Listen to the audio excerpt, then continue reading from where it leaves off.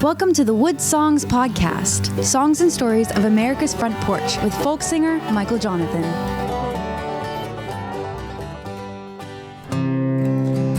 Let's talk about Appalachia. I want to explain why the stories and the feelings and the spirit of Appalachia is very important to me.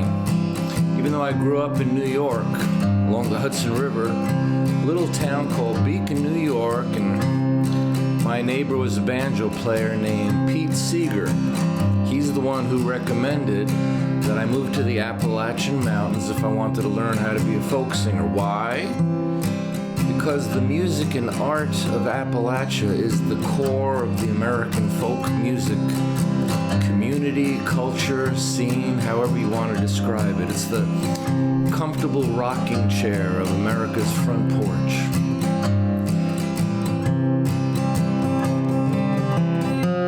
It's over the mountain where the little birds sing on the trees, and the cabins all covered in ivy, and my Ollie, she's waiting for me.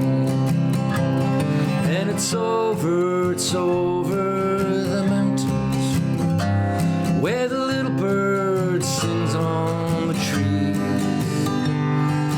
cabins all covered in ivy, and my Ollie, she's waiting for me.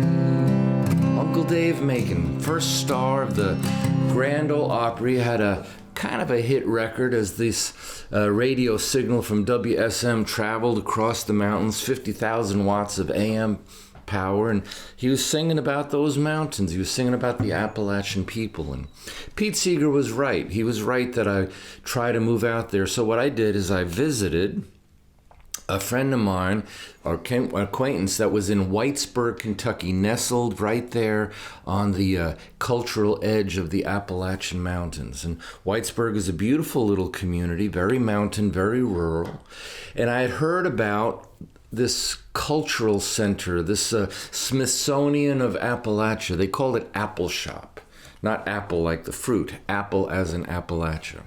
And in 1969 or thereabouts, President Johnson, Lyndon Baines Johnson, decided to do this war on poverty where they would use money from the federal government to help preserve the cultures of different communities around America, and even more important, help create jobs. But some of that money trickled to a bunch of let's put it, community-minded hippies that were very interested in filming and documenting what they saw as a vanishing way of life.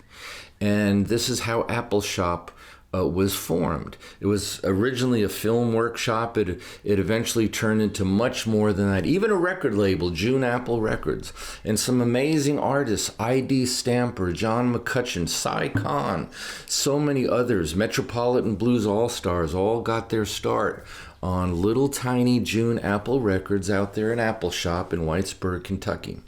So I went there to visit. And you walk in, and they had a bunch of their films that you could watch, and for $1 you can sit there and watch a film. And they pulled out, by happenstance, a wonderful film by a filmmaker named Rick DiClemente. I hope I pronounced his name right, because he's not with us anymore. But he had this wonderful film called ChairMaker. It was about this 80-year-old fella in the mountains. And he would get up in the morning and he'd get his axe and he'd go out in the woods and he'd chop and whack and chop and whack. And you're watching him create this amazing mountain-made rocking chair and stripping the bark and weaving the seat in the back and putting things together and whittling things so they would fit perfectly and stuff. And while you're watching this film, lo and behold, you realize you're sitting in the rocking chair that this man was making. And I was so impressed. And so we had a chance for a group of friends of mine that were out there. We wanted to go out to dinner, and there was this little steakhouse country restaurant in Pikeville, Kentucky, about 45 minutes away, called the Back Porch Restaurant.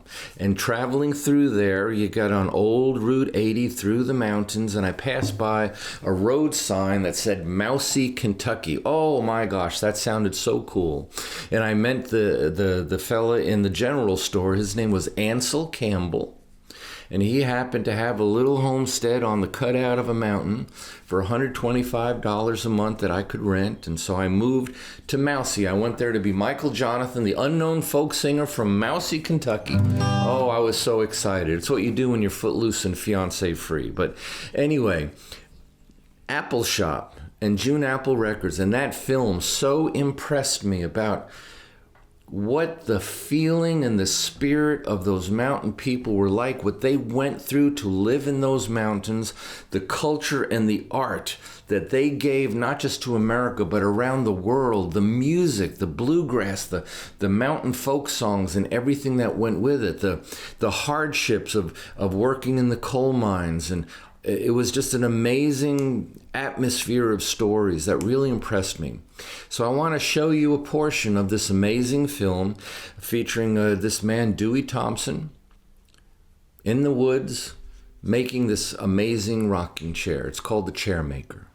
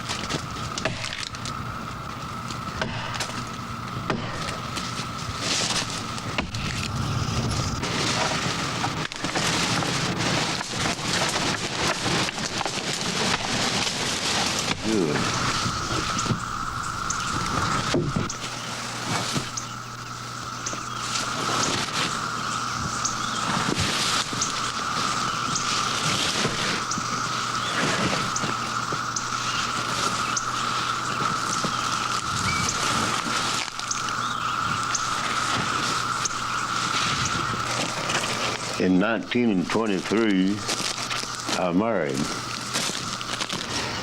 and I raised 2 boys. They never one knowed what it took to make a chair. They didn't like it, don't reckon.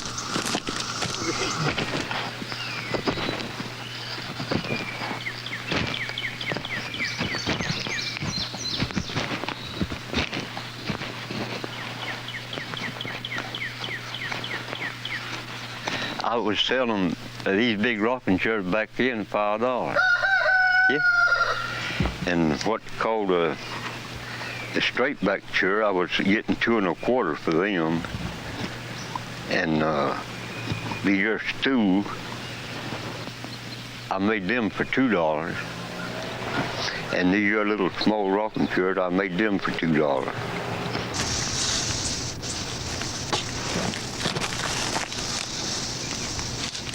Gonna get pretty dry on me. I'd heat my water along about 12, heat my barn, and have to heat it for use it, boil it. It gets dry and I can't use it. It breaks just like a stick. You can take a piece of that bark out there now and break it. And if it is soft, you couldn't break it at all.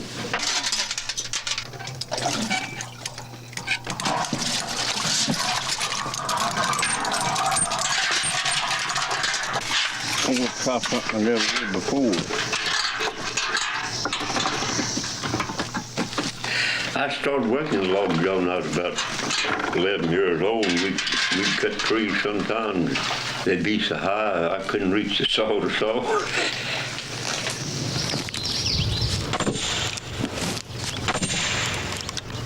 Looks awful hard. They don't look like I look out of it.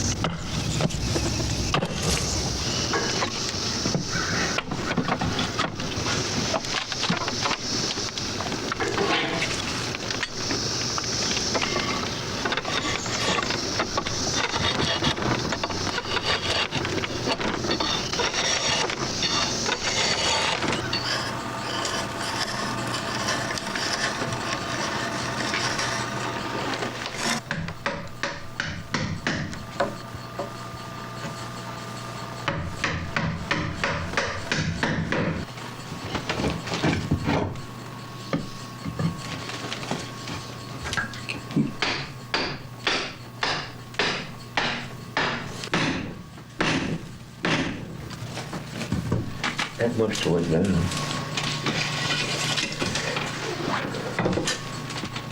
Yep.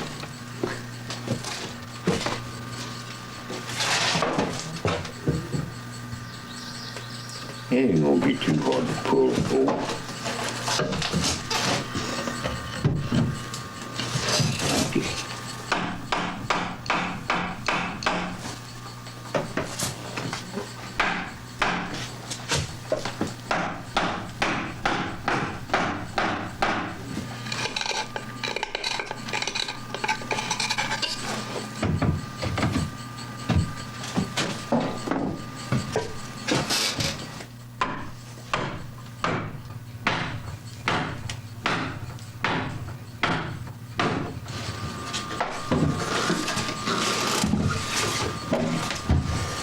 Now that looks like a rocking chair. I get the bottom in it. I believe that'll just about do.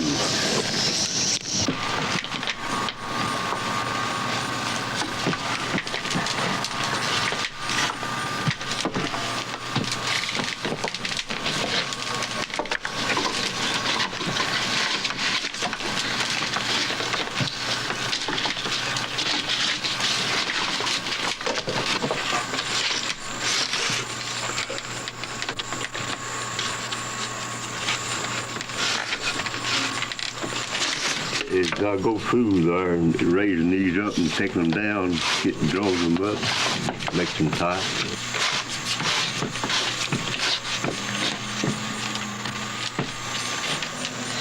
Well, I've got it.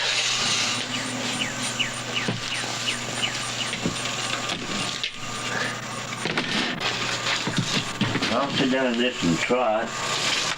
See how it rocks, and it ought to last a long time. I've got chairs that I made about 40 years ago. Like 20 a year of being 100, and when I get 100, I'm going to retire and rest up about a week or two and try it again.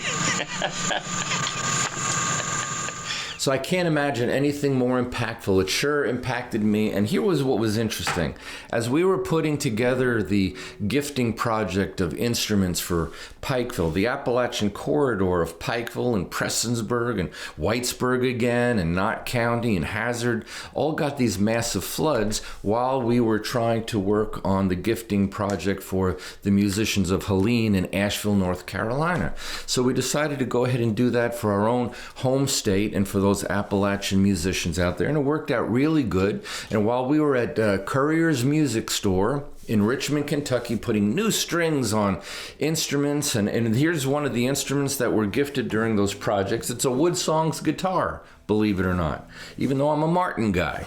And so we were out there, and a fella named Dave Evans walked into the store carrying, look at this, carrying this rocking chair. This is a rocking chair that was made by Dewey Thompson from the film The ChairMaker. And his father purchased this from Dewey over a half century ago.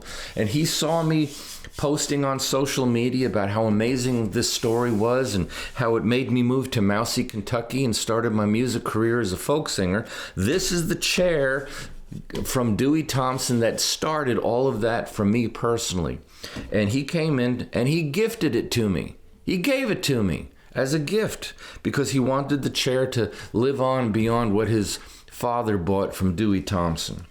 So enjoy that film by Rick DiClemente about Dewey Thompson, this wonderful mountain man making the chair that actually ignited my own career in folk music. And here's what I would like to encourage everybody that's interested in folk music, bluegrass, old-time music, mountain culture, the Appalachian region at all. Go to Whitesburg, Kentucky, visit this amazing cultural facility called Appalshop, Appal shop.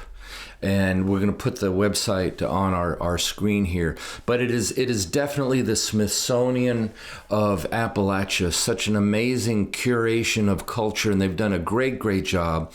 They've got a radio station there now, WMMT, one of the finest roots music hometown rural radio stations serving their community, and they're a WoodSongs affiliate on top of it, Sundays at noon on WMMT. So we're so proud to be affiliated with Appalshop. The WoodSongs Podcast, Songs and Stories of America's Front Porch, is presented worldwide by Martin Guitars, the Department of Kentucky Tourism, and listeners like you. Visit us online at woodsongs.com.